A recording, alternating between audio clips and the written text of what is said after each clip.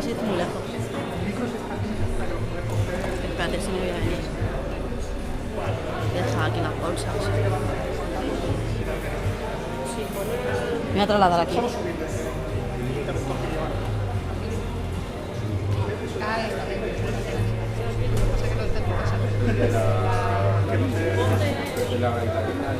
¿Vamos a empezar ya?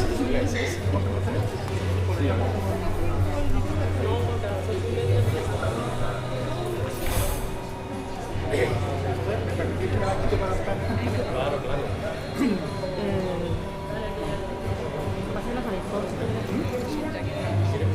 No. Yo soy de los que proyectan. Hay que grabar así, Raúl, no salís todos, ¿eh? ¿Eh? Si grabo así no salís todos. Si grabo así no salís todos.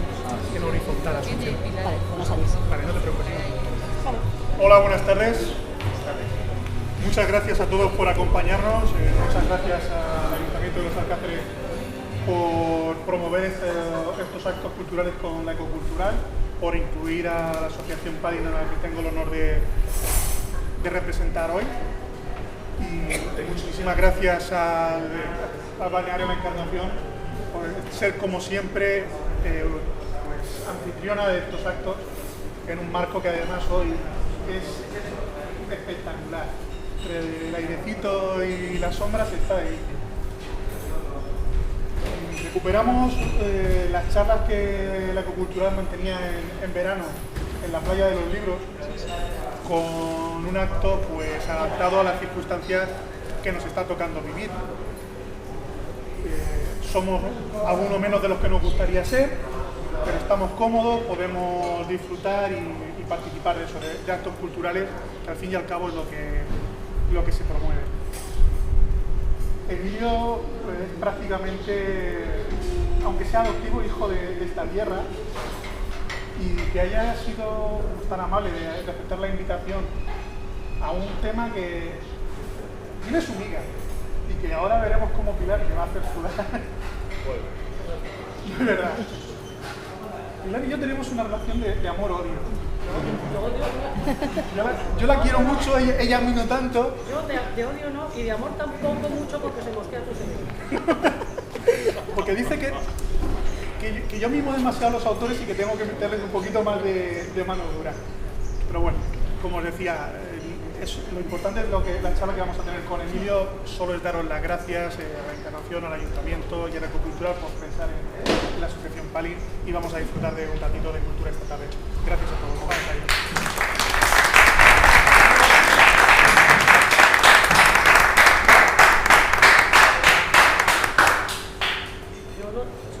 Si lo sube entero, sí. Pues no se probaba antes de correr. ¿Se oye bien? No se oye. A ver, prueba. A ver. Pruebo yo a ver. Sí, por probarlo los dos. Hasta arriba. Aquí no. Sí,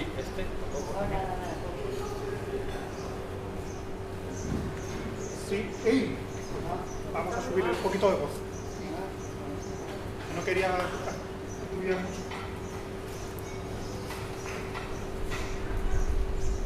¿Pruebo? Dale.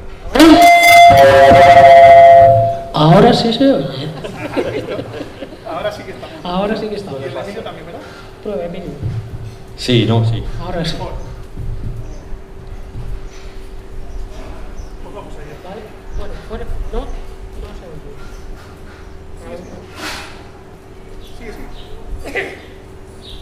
Habla.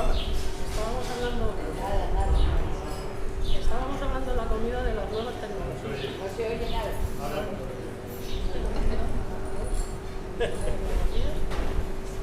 Sí, este es el futuro luego. El aparato ha decidido que quiere dejarnos mal.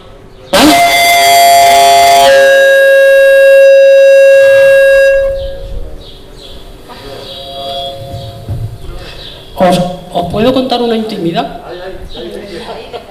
¿Os puedo contar una intimidad? Yo soy sorda y llevo audífonos y me estás matando. Si es que... Bueno, buenas tardes.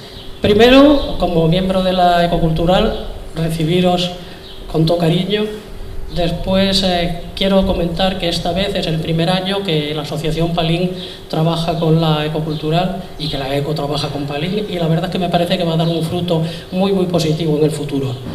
Estamos muy agradecidos desde la eco de su colaboración, y aunque ha costado oírme, ahora funciona, porque la técnica es de ellos, ya sabes, los de la eco a esos niveles somos un poco, en fin, vamos a decir, poco mañosos.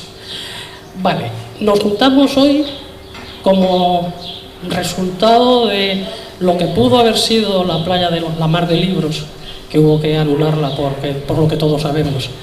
Y haciendo honor a lo que es la ecocultural, le dimos a Emilio Calderón literalmente un sablazo y le trajimos aquí casi a la fuerza. La verdad es que han sido muy amables de venir hasta aquí, con todos los inconvenientes que supone venir en tiempo como este.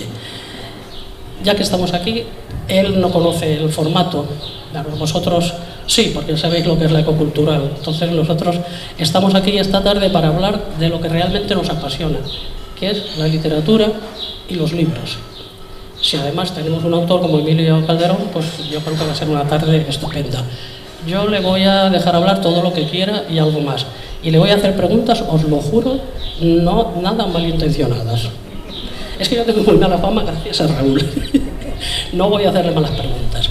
Pero sí quiero empezar, bueno, la biografía, yo creo que es... A nosotros en la ecocultural no nos importa la biografía personal de los autores, nos importa lo que escriben. O sea, no nos importa en qué año nació, ni siquiera dónde nació, aunque sabemos que nació en Málaga. Pero no nos importa esa historia, lo que sí nos importa es lo que escribió, cómo escribió y qué nos dice. Escribió literatura infantil, escribió novela juvenil y ya últimamente, de hace muchos años, hace novela, podríamos decir en serio, hace novela para adultos. Es un escritor serio, yo creo que prolífico, porque tiene muchísimas cosas escritas, ha sido editor, No voy a seguir porque me niego a darle la biografía. Pero sí quiero hacerle la primera pregunta, así de entrada, para ir entrando en calor. Pregunta primera: ¿qué le mueve a un escritor? ¿Qué le mueve a un hombre? No a un escritor, ¿qué le mueve a un hombre para poner el culo en una silla y sentarse delante de un ordenador y en soledad pasar horas y horas y horas y días para contar una historia a unos lectores que sabe que nunca va a conocer? ¿Qué es lo que mueve? ¿Qué es lo que mueve el escribir? Bueno, lo primero, hola, buenas tardes. Es verdaderamente un placer estar en Los Alcázares, en este sitio que es verdaderamente increíble. Es como un viaje en el tiempo, ¿no? hacia atrás. Y bueno, pues en relación a lo que acabas de preguntarme, no es una pregunta que tenga una fácil respuesta, sinceramente, pero yo creo que uno, cuando tiene vocación de escribir, lo hace en principio porque quiere aportar o dar su visión del mundo de la vida que le rodea, ¿no? En mi caso particular, yo no soy, por decirlo así, un escritor de vocación temprana. Es decir, cuando yo tenía 8 años, si tú me preguntas, ¿qué querías ser cuando tenías 8 años? Pues yo te diría, pensaba más en robar un banco o en ser bombero o en algo así, que desde luego en escribir. Entonces, bueno, yo llego a la literatura porque empiezo a relacionarme con el mundo exterior, por decirlo así, gracias a mi padre, que era una persona que tenía un negocio de antigüedades, era un anticuario.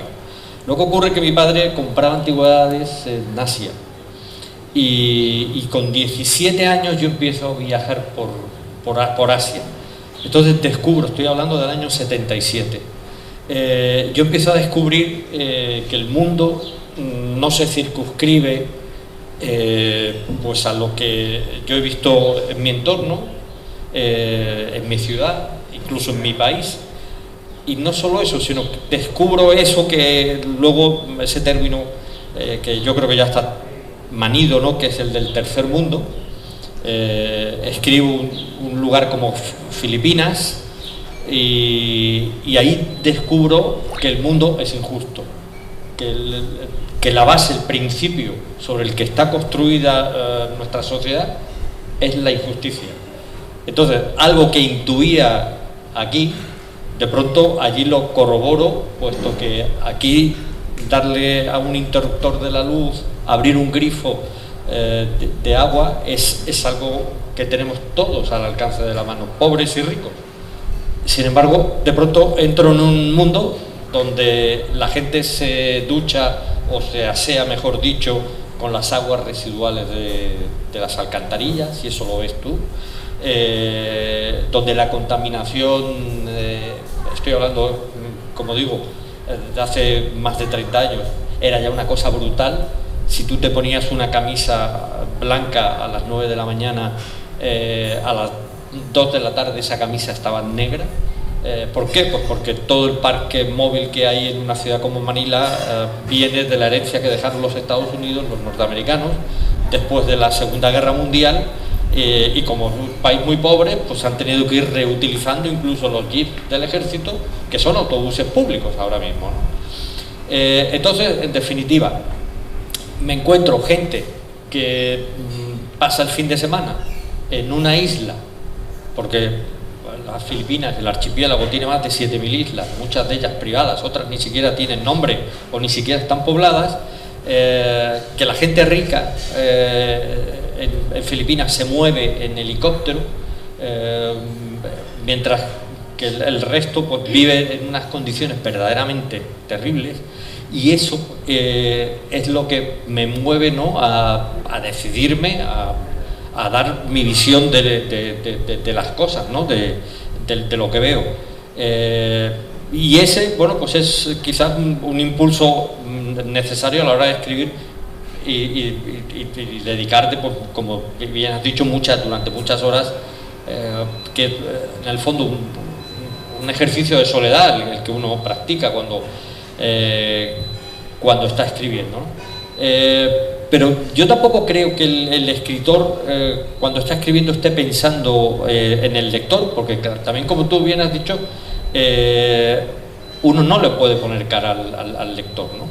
En este sentido sí que me ha venido muy bien mi práctica con la literatura infantil y juvenil. Yo empecé, por decirlo así, la casa por los cimientos. Y antes de dar el paso a la literatura para adultos,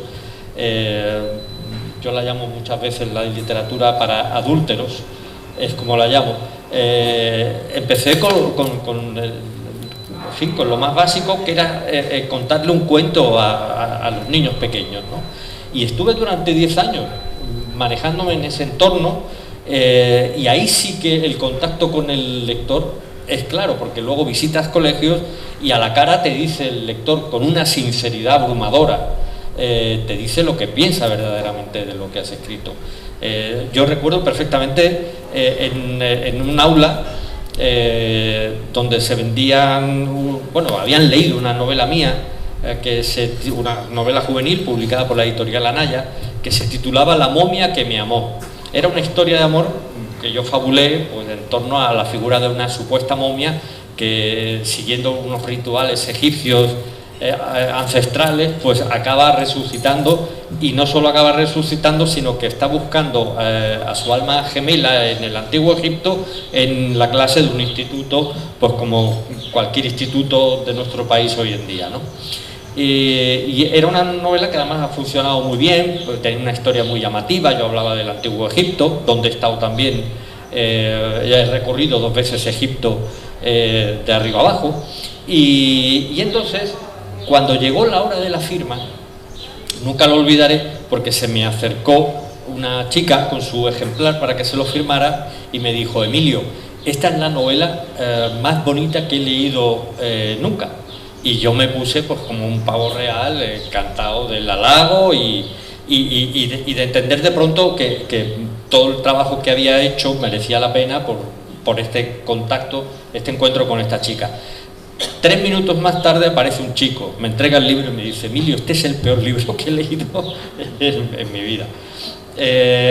Al final uno dice, bueno, en esto consiste escribir. Tú lo haces de una manera íntima, en la más absoluta soledad, y entonces, bueno, pues el libro se transforma en otra cosa. Lo que tú has escrito, mejor dicho, se transforma en otra cosa cuando se convierte en libro. Y lo que hace el lector, en definitiva, es reescribir lo que tú has escrito.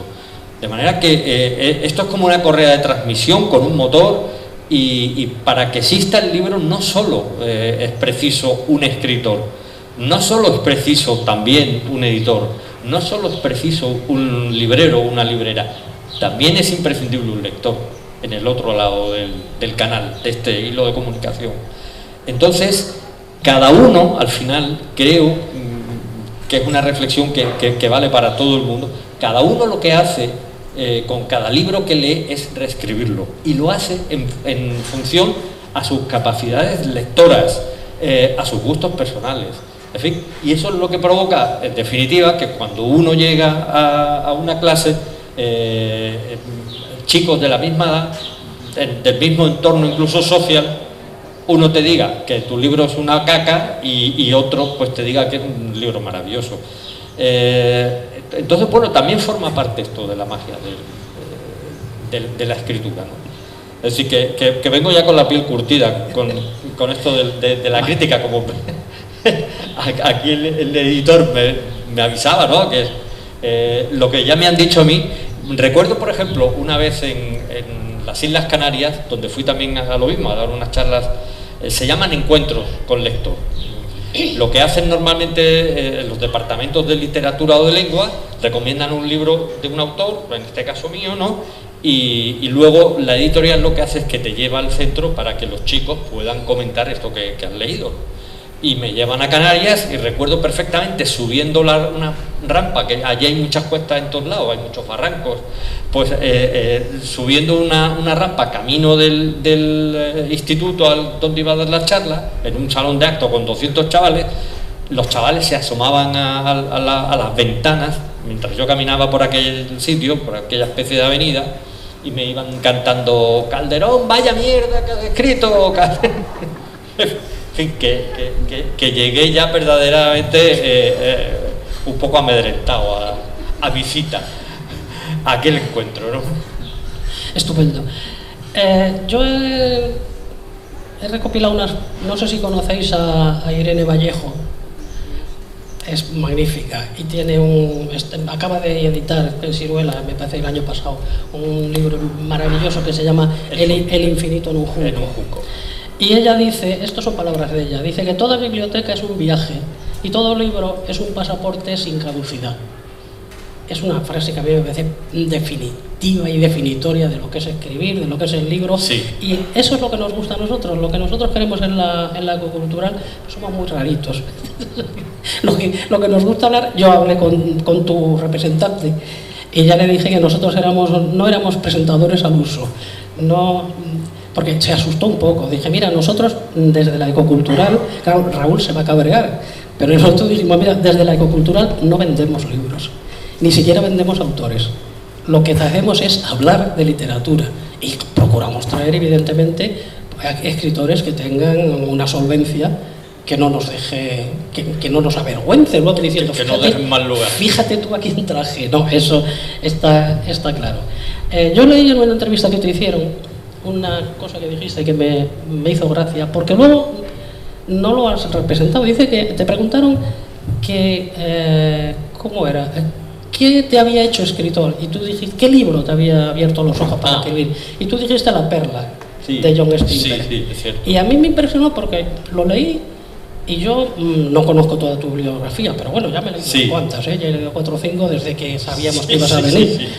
Y John Steinbeck te hizo escritor, pero no le recuerdas en nada. En el estilo me refiero, ¿eh? No. A ver, lo de La perla tiene una razón muy sencilla. A ver, en mi casa, desgraciadamente, mi padre, que era, además de actuario, era militar de estudios, de carrera, luego lo dejó, porque tuvo 5 hijos y con el sueldo de militar, además estudió aquí en San Javier, él es de Murcia, o era de Murcia, falleció hace 8 años. Bueno, pues mi padre no era muy aficionado a la lectura y además por una razón que siempre la recordaré. Cuando yo le decía, papá, ¿por qué no traes libros? ¿Por qué no compras libros? Me decía siempre, porque en los libros lo que hacen los escritores es contar sus problemas y yo ya tengo los míos. Y yo me quedaba así un poco ojiplático, pero esa fue la respuesta que me dio mi padre, con toda su buena intención. Pues me dijo, pues mira, yo no leo porque me van a contar un problema y yo ya tengo los míos propios. Tengo 5 hijos, toda esta historia. Entonces, ¿qué es lo que ocurre? Que en el colegio, yo sentadito allí en mi clase, de pronto el profesor de literatura empieza a decir, hoy vamos a empezar a leer una historia que se llama La Perla, de un escritor norteamericano que fue premio Nobel, John Steinbeck. Muy bien, y empieza aquello, y es cuando yo descubro por primera vez, escuchando a aquel profesor leyendo ese libro a viva voz, que efectivamente en los libros pasan cosas que no me pasaban a mí en mi casa, y que yo quería encontrarme con ese mundo, con eso que estaba descubriendo. Entonces, por eso viene a colación esto. Evidentemente, mi estilo... voy a hacer una confesión que quizás es un poco temeraria, pero yo tengo un estilo mucho más británico que americano. Que español. He tenido, por el tipo de literatura que me ha llamado siempre la atención, siempre he estado centrado en el asunto de Asia. Escribí una trilogía de novelas asiáticas que en realidad es una tetralogía, porque una de las cosas que descubrí en Filipinas y que de pronto me despertó la imaginación para poder escribir sobre eso, es que el mantón famoso de Manila no era de Manila, era de China, y que todo venía precisamente por la red comercial que existía entre Manila y lo que es la provincia de Cantón, y que entre otras cosas lo que estaba también prohibido era el tráfico o el comercio de la porcelana. Y cuando me enteré de eso, pues fue cuando empecé a pensar en escribir una novela que terminó siendo la segunda novela para adultos que escribí, que se tituló El secreto de la porcelana, y que cuenta toda la peripecia de cómo se llega a descubrir la porcelana en Europa después de intentar robar la fórmula de la porcelana en China, que era donde originariamente se crea, y que ahora nos resulta casi pueril, puesto que el único componente que no se conocía aquí era el kaolín, en fin, un tipo de arcilla que los chinos mezclaban con mucha habilidad y con mucha destreza, y que convirtió durante una época la porcelana en un elemento carísimo, solo al alcance de la realeza, de la aristocracia, ¿no? Entonces, el hecho de que a mí me gustara tanto el continente asiático me obligaba a leer autores que no eran españoles, que no escribían en castellano, porque desgraciadamente, salvo Manu Leguineche, el periodista, que tuvo algo que escribió cuando la guerra de Vietnam, que él vivió por allí y tal, salvo eso, es que hay muy poca bibliografía en castellano, con lo que yo leía a Joseph Conrad, yo leía a Graham Greene, ese tipo de autores, ¿no? Y creo que son los que en realidad me han... Somerset Maugham, por ejemplo, mira, estoy viendo ahí El judío de Shanghái. Que dice que es tu libro más amado. Para mí es mi libro favorito porque es una historia que yo descubrí en la propia ciudad de Shanghái.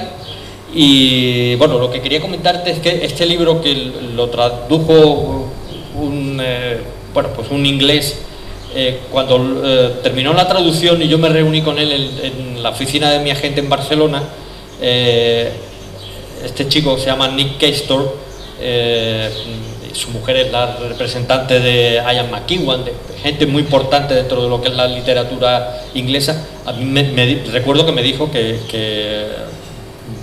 se parecía a mi estilo al de Somerset Maugham, pero luego después me dijo, pero a Somerset Maugham no lo lee ya nadie en Inglaterra, en Reino Unido. Eso también me lo dijo, ¿no? Me resulta curioso que dices que tú eres, podría decirse, un escritor más inglés que español. Más anglófilo. Anglófilo, perdón. Y sin embargo, te habría gustado ser Lampedusa. Sí, pero vamos a ver. Creo que Lampedusa, o mejor dicho, el Gato Pardo, es una novela que resume, primero, lo que es la calidad literaria en su máxima expresión, y luego da una visión del mundo que es siempre permanente, y eso me parece maravilloso conseguirlo en una obra.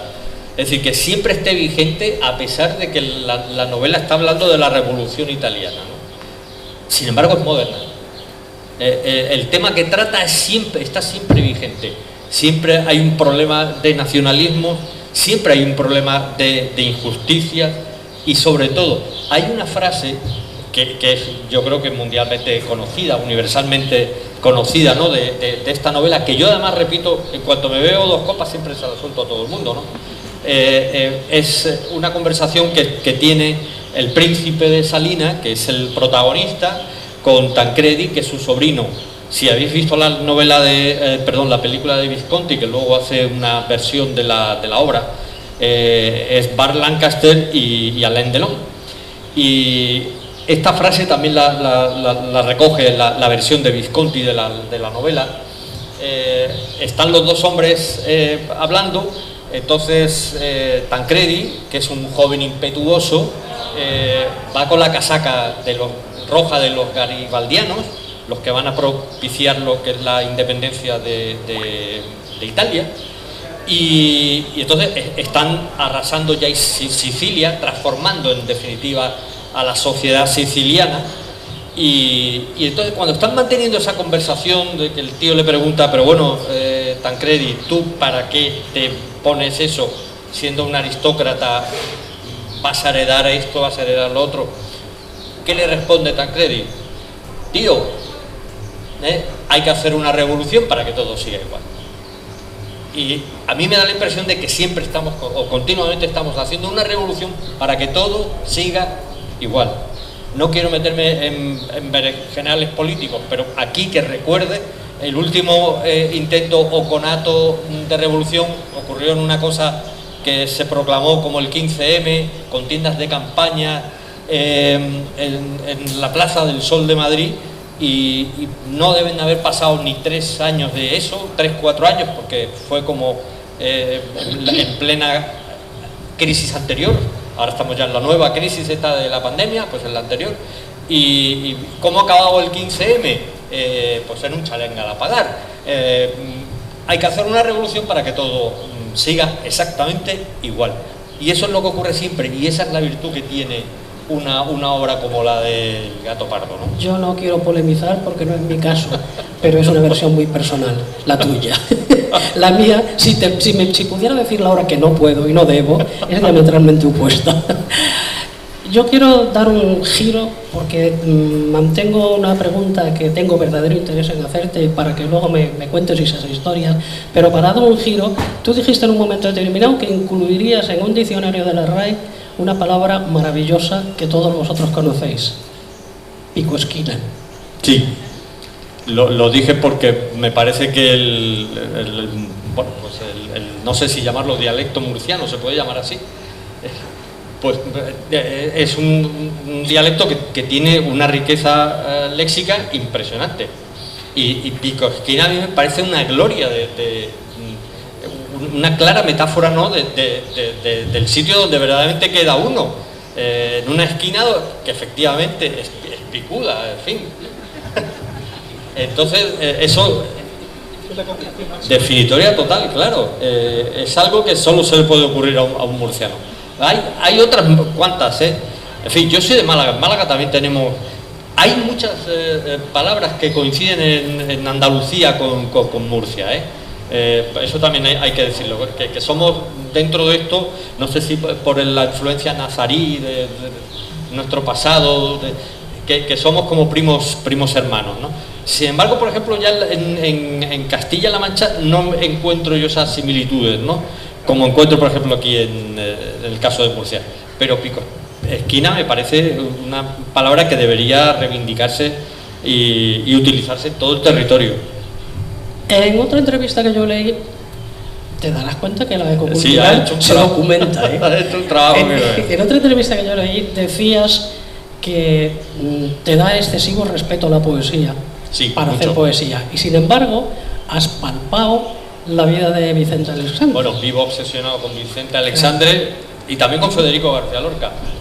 Pero no te sigues sin atreverte. Pues mira, fíjate, voy a hacer una confesión. Yo llegué ayer de Málaga. Perdona, un inciso. Sí. Tenemos entre el público un grandísimo poeta, así que cuida con lo que dices. ¿No? Voy a hacer algo muy sencillo.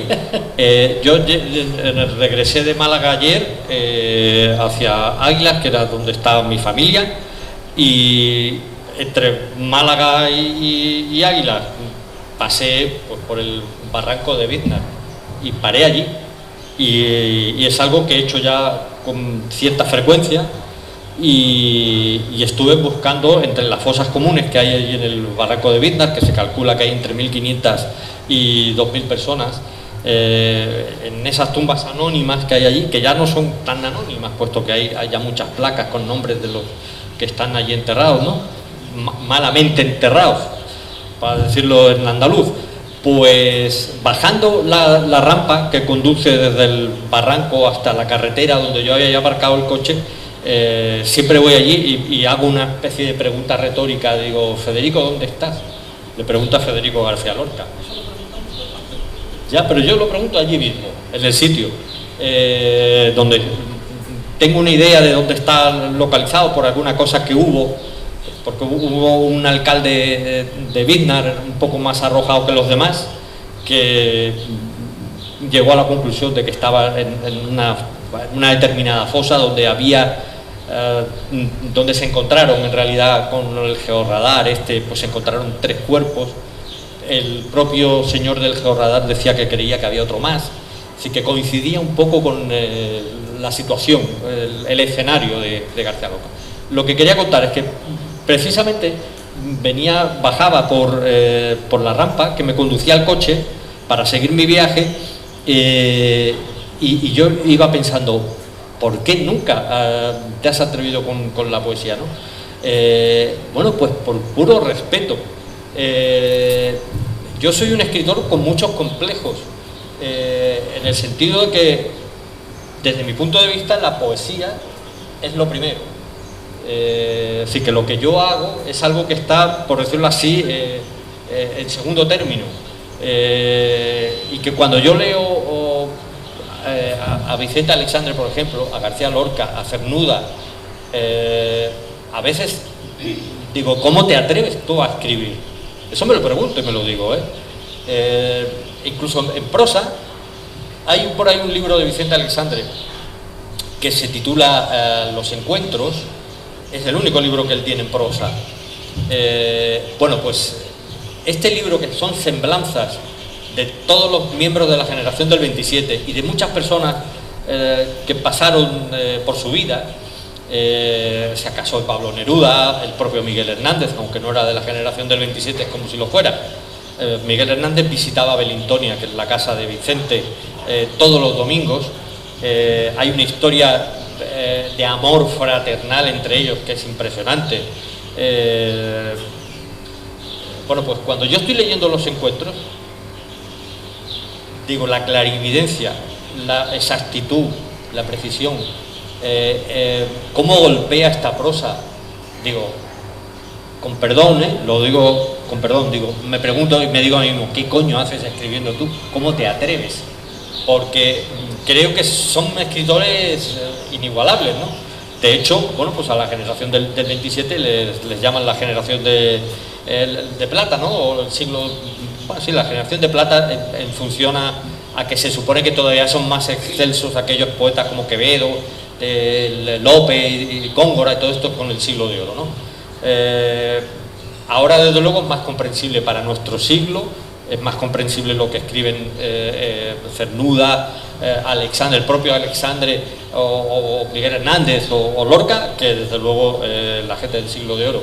Yo no creo que exista en España ahora mismo nadie, salvo un erudito que sea capaz de leerse Las soledades de Luis de Góngora, y no solo eso, sino hacer como hacía Dámaso Alonso, que se las sabía de memoria, Entonces, bueno, pues la poesía, insisto, me produce muchísimo respeto, porque creo que es como el néctar de la palabra, es donde se resume, donde se concentra la esencia de la palabra y, en definitiva, de lo que es el ser humano, de todas las capacidades artísticas que tiene el ser humano. Quiero decirte, hacerte dos preguntas, pero antes de esas dos, porque si no te vas vivo y Raúl se va a molestar conmigo. Y entonces yo te tengo que hacer una pregunta para ponerte en un aprieto, porque si no, aparte de eso pierdo la fama, pero esa te la dejo para la última, así quedamos más tal. Lo que a mí me acabas de decir, que quién se le oía a Góngora, por ejemplo, yo diría que tú, porque titulas la última de tus novelas es de un poema de Góngora. Pero lo hago con esfuerzo, y voy a reconocer una cosa. A mí me da la impresión de que, desgraciadamente, nuestra sociedad tiende a la simplificación. Cada vez somos más simples, nos exigimos menos a nosotros mismos, a nuestros educandos, en fin, a todo. Y tienen gran parte de culpa, pues también la televisión que consumimos, todos estos productos que hay ahora que son tan efímeros y a la vez tan fáciles de producir, bueno, de producir no sé, pero por lo menos de consumir. Entonces, yo me recuerdo que en la facultad a mí me daban, cuando yo tenía 20 años, claro, ahora tengo 60, me dieron una lista de títulos, entre los que estaba uno de Góngora, y yo lo leí aquello y creo que entendí más entonces que ahora. A eso voy, ¿no? Entonces creo que, por ejemplo, y ahí está la literatura juvenil, eso es un invento, la literatura actual juvenil es un invento de las editoriales, cuando de pronto descubren que es imposible que a un chaval en 2020, con 14 años o 15 años, se le ponga como lectura obligatoria La Celestina, o el libro del Buen Amor. Es que es así. Es que tú se lo das eso a mi hija, que tiene 12 años, mi hija se desmaya, cae directamente al suelo, vaya, no entienden nada. Entonces creo que es una labor en la que hemos ido cediendo toda la sociedad en su conjunto, y que en ese sentido, desde luego, nos ha hecho peores. En fin, no sigo yo mucho el asunto educativo, ¿no? Pero leo por ahí que se va a poder aprobar con 2 suspensos, luego con 3, luego ya que no haya exámenes, en fin. Creo que hay que imponer, no sé, un sistema que sea más exigente. Te hago la penúltima pregunta. Sí. Es que me interesa muchísimo, porque tu última novela, Los ojos con mucho sueño, Con mucha noche, Los ojos con mucha noche, es de un poema que se titula En un pastoral al verde. Sí. Y no sé si habéis leído la novela, pero la novela, para que lo que tú cuentas en la novela le pongas ese título, una de dos: o tienes un temperamento literario retorcido donde los haya. Cuando leáis la novela lo entenderéis, porque poner en un en un pastoral al verde, sacar de ese poema el título de una novela tan dura, tan estremecedora, a mí me ha hecho pensar, digo, este hombre le da al coco. A ver, me das un poco miedo. Los ojos con mucha noche forma parte, como bien dices, de ese poema, pero ese poema está inspirado en el Orlando Furioso, que precede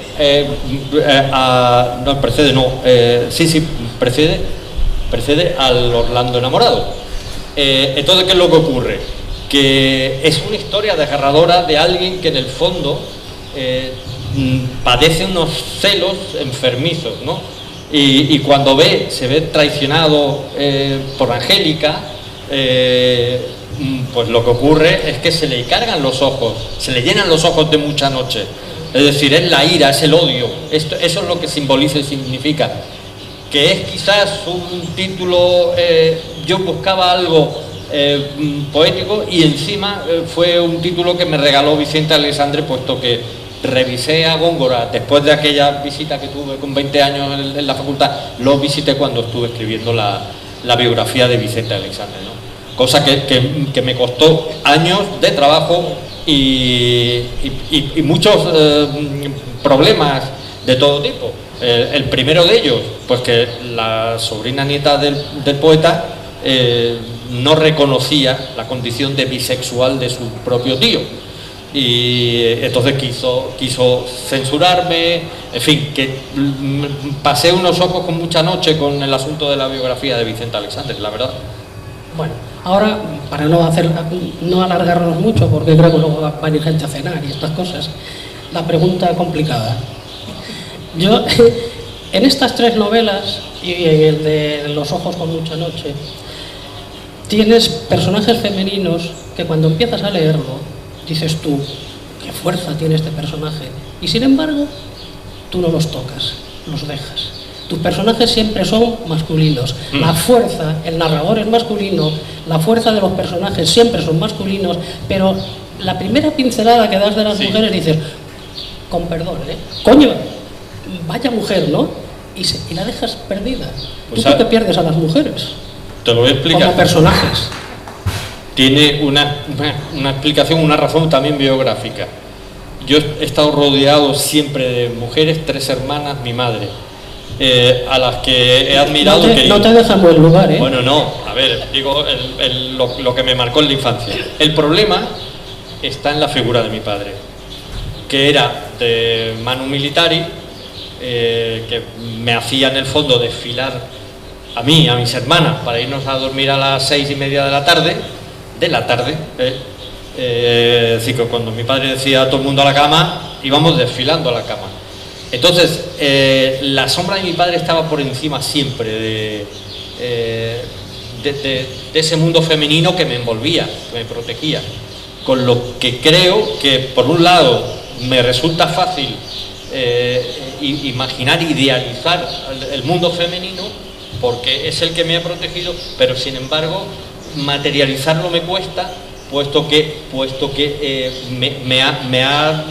fin, he tenido pues una vida en la que mi padre ejercía un dominio claro y presente, no solo en mi vida, sino en la de también estas mujeres, ¿no? Como lectora lo siento, porque son personajes que tienen un dibujo. Tus personajes femeninos tienen un primer dibujo muy interesante, y empiezas a leer y sigues leyendo a ver cuándo topas ese personaje que estás esperando que salga con fuerza. Pues y fíjate, no sale, mira, y no sale. Te recomiendo que te cuides. José Manuel Lara, el difunto presidente y director de la editorial Planeta, cuando me entregaron el premio Fernando Lara por El judío de Shanghái en Sevilla, y me acercó a felicitarme, precisamente lo que me dijo fue que le había maravillado el personaje de Nora Blumenthal, y que hacía tiempo que no leía un personaje. Pero ya lo has dicho antes, era el señor Lara. ¿Perdón?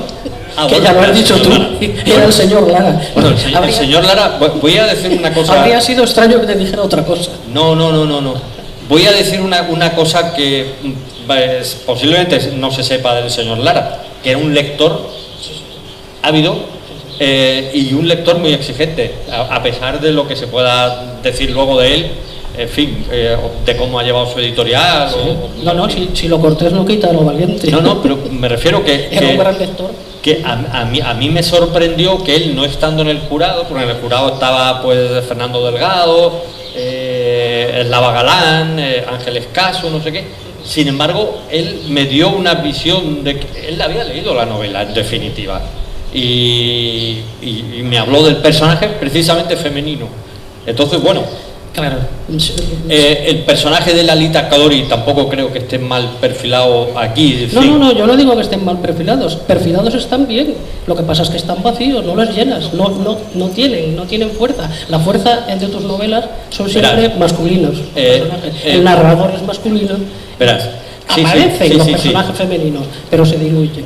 A ver, en el caso de Lalita Kadori, yo lo que estoy contando es una realidad social que me encuentro en la India, donde también estuve. Yo estuve con un marajá, no es broma. Yo estaba en el palacio de un marajá cenando con él. Un marajá venido a menos, claro, como están ya todos en la India, lo que tienen ahora son hoteles. Todos los palacios son hoteles. A ellos los desposeen después de la independencia del país. Y entonces, bueno, pues era un señor bien parecido, con una chaqueta. Me ofrecieron incluso hacer una película allí.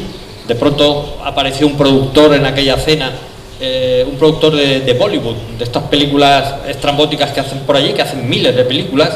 Y entonces me dijo que acababa de fallecer un actor que se parecía a mí, o yo me parecía al actor fallecido, que si quería quedarme allí a hacer una película. En fin, mi padre me convenció de que era un disparate y afortunadamente en este caso le hice caso y no se me ocurrió quedarme ahí.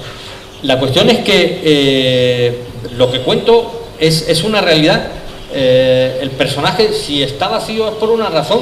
Es porque a las mujeres les impedían que leyeran, que aprendieran a escribir y llevar al final una vida de sometimiento. Entonces lo que hago es reflejar en el fondo la historia de una mujer que se rebela contra esa situación en un momento histórico muy complicado, cuando es la Segunda Guerra Mundial, con los japoneses a punto de invadir la India desde Birmania, y con unos movimientos sociales que empiezan a reivindicar y a pedir, a exigir la independencia de la colonia con respecto a la metrópolis, ¿no? Entonces, bueno, Totalmente de acuerdo contigo. La diferencia entre un documental y una novela es que el novelista tiene absoluta libertad para crear lo que le dé la gana y hacer un personaje como quiera, no reflejando la realidad, sino reflejando su realidad, su historia. Sí. Y ahí puedes hacer lo que quieras. Pero no era esta, mira. Perdona, Sí. La novela quedó finalista del Premio Planeta entre 500 obras. Sí, pero En eso fin, no, a mí que, eso... no, ya, a ti bien, pero... Claro.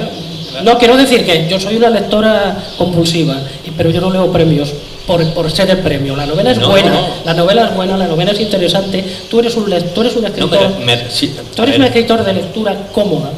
Es cómodo leerte, se lee rápido, se lee bien y tienes una línea literaria definida.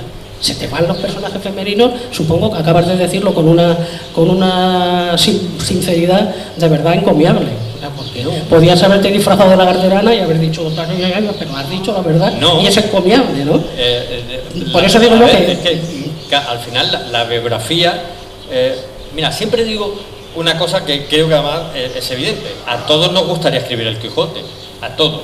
Todos cuando empezamos a escribir, lo que queremos escribir es el Quijote de Cervantes. ¿Qué es lo que ocurre? Todos lo intentamos, todos, pero al final ninguno. Hay un solo Quijote. ¿Por qué? Porque al final de esta carrera, de este oficio, hay una cosa, y es que cada uno escribe como es. Lo que sale de ti es como tú eres. Entonces, si mi padre me ha puesto una bota en la cabeza, eso se va a ver ahí. Claro, si mis hermanas y mi madre formaban parte de un harén, eso se va a ver ahí. Y esa es la verdad. Esa es la verdad. Es que yo tengo una memoria fatal y tengo que leerlo. En el velo de Isis tienes un final en las dos últimas líneas, me parece que son, o tres últimas líneas, absolutamente sorprendente, que a mí me dejó pensando en ti. Dije, mírale, pues me ha engañado y me ha hecho... Digo, es que tienes un final de pirueta literaria, que a mí personalmente me gustó muchísimo. Digo, cuando no lo voy a desvelar el final, porque leéis la novela y leéis el final. Pues mira, te voy a decir una cosa. Todo esto es algo que aprendo de la literatura juvenil. de la exigencia que tiene el lector juvenil, sobre todo con los finales. Tengo alguna novela por ahí. Hay una que se llama, además la tiene la librera, se llama Julieta sin Romeo. Es una historia además que tiene, en fin, una ambientación en Filipinas. Es una pareja de adolescentes, él desaparece, en fin, y luego aparece como una especie de monstruo en la vida de esta chica que ha sido abandonada por el chico. En realidad el monstruo es el chico después de haber tenido un gravísimo accidente, no voy a contar cómo, pero bueno, la cuestión, se me acaba de ir en la cabeza. Ah, sí, el final, eso es. Yo recompongo la historia de manera que digo, bueno, pues voy a dejar el final abierto. ¿Qué me pasó? Aluvión de críticas. Pero vamos a ver, pero recibí hasta cartas, pero terminan o no terminan juntos. Pero esto, ¿por qué no lo ha resuelto usted de esta manera? La novela me ha encantado, pero ¿por qué Julieta? Y yo decía, vamos a ver, cuando uno escribe novelas para adultos, en realidad no está mal esto de que sea precisamente el lector el que cierre la novela. Nos pasa también en muchas películas, ¿no? Bueno, pues en eso son inflexibles los jóvenes lectores, ¿no? Entonces, bueno, pues me propuse, ¿no? Escribir finales, ¿no? Que a partir de ese momento fueran finales que pudieran tener un poco un giro así sorprendente. Este es un giro sorprendente y además muy interesante. Yo no te quiero cansar más, hemos dicho que la ecocultural no vendemos libros, pero yo quiero cerrar antes de despedirte de nuevo nombrando a Irene Vallejo, que dice, atención para comprar libros, que dice, en un mundo caótico adquirir libros es un arte de equilibrio al filo del abismo. Tenéis que adquirir libros porque es la única manera de sobrevivir en este mundo que nos ha tocado vivir. Muchísimas gracias por tu presencia y todo el micrófono para ti. No, estoy en la página 103 del libro de Irene Vallejo. Entonces, bueno, a mí me está maravillando. Tengo la fortuna de no haberlo terminado precisamente porque todavía me quedan otras 250 páginas para poder disfrutar. Y ya lo estás llorando, ¿no? Creo que me va a pasar lo mismo. En el fondo es un ensayo, también diría yo que muy británico, muy anglosajón, ¿no? Está lleno de erudición, de sabiduría, de conocimiento, pero está contado y narrado como si fuera una historia, como es la tradición ensayística británica, que por eso aquí en España tenemos un grave problema con el asunto no solo del ensayo, sino también de las biografías. Voy a tirar, a mover el molino hacia mi lado, ¿no? Porque no hay verdaderas biografías que sean interesantes, no hay grandes biógrafos en España, que es un género en el mundo anglosajón pues de primera magnitud, de primer orden, ¿no? Y aquí se leen muy pocas biografías, y es porque tenemos todavía como una especie de complejo de que la biografía tiene que ser algo muy sesudo, algo pues solo al alcance de poca gente, ¿no? Y creo que es un grave error, ¿no? Entonces, bueno, pues al hilo de lo que estabas comentando, de las referencias del libro de Irene Vallejo, es una gozada, ¿no? Hacer un recorrido, un viaje, ¿no? A través de cómo se inventa el libro, la escritura, de todo lo que significa eso en relación también a ciertos paralelismos que tiene con las nuevas tecnologías, con el mundo actual, ¿no? Y sobre todas las cosas, ¿no? El libro demuestra, valga la redundancia, que el libro es el mejor invento que ha habido, porque por más que lo han querido destronar, ya sea el libro electrónico o lo que sea, lo que se nos ocurra, el libro siempre permanece. Yo llevándolo al extremo incluso de lo frívolo, yo tengo un ebook con un montón de novelas y tal, y en principio pensé, digo, bueno, pues como viajo mucho en tren, porque tengo a mi familia en Málaga, mi madre ya mayor, y voy mucho en tren allí, digo, pues para el tren, al final el ebook no me sirve para nada, sinceramente. Si tengo que leer algo, incluso lo leo en el móvil, que lo lees de igual manera, ¿no? Me desconcierta, por ejemplo, en el libro electrónico, como tengo problemas de visión, tengo que aumentar el tamaño de la letra. Entonces un libro de 350 o 400 páginas se convierte en algo que tiene 1000, 1200. Entonces voy leyendo y veo, está usted en la 100 no sé cuántos, le quedan...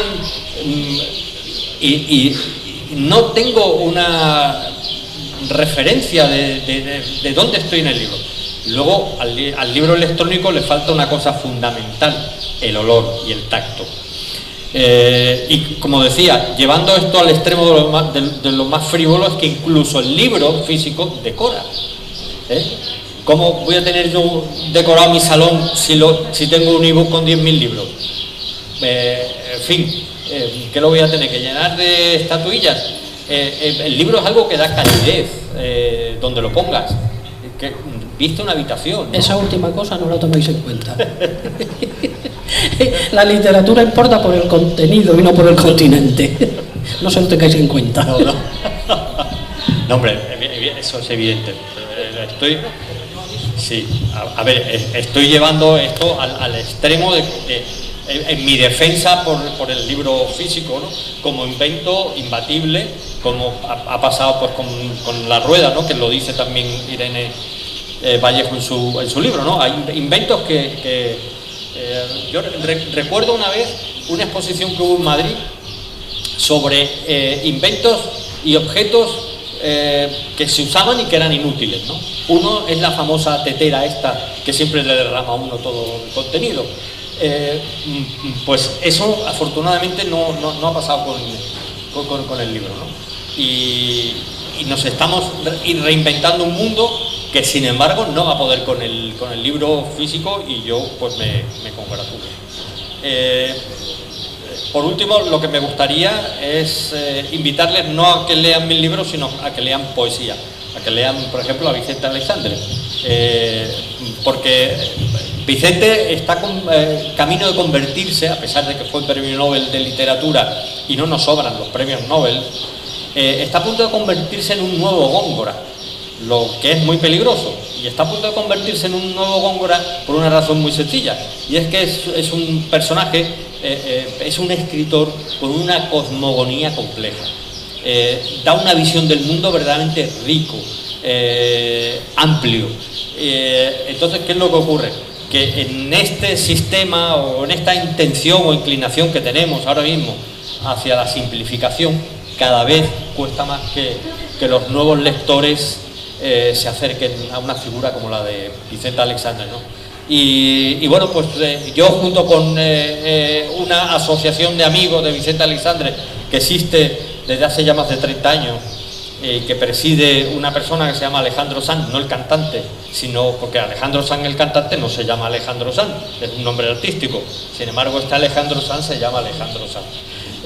Pues Alejandro Sanz, junto con otros miembros de esta asociación de amigos de Vicente Aleixandre, estamos intentando no solo reivindicar, recuperar su figura como premio Nobel que fue, como en el fondo fue un premio Nobel para toda la generación del 27, sino también intentar que nuestras autoridades políticas de una vez por todas declaren bien de interés cultural y salven la casa de Belintonia.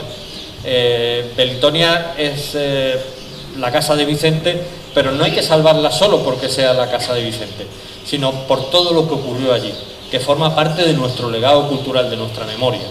En esa casa leyó Federico García Lorca sus sonetos del amor oscuro, por primera vez y por última vez.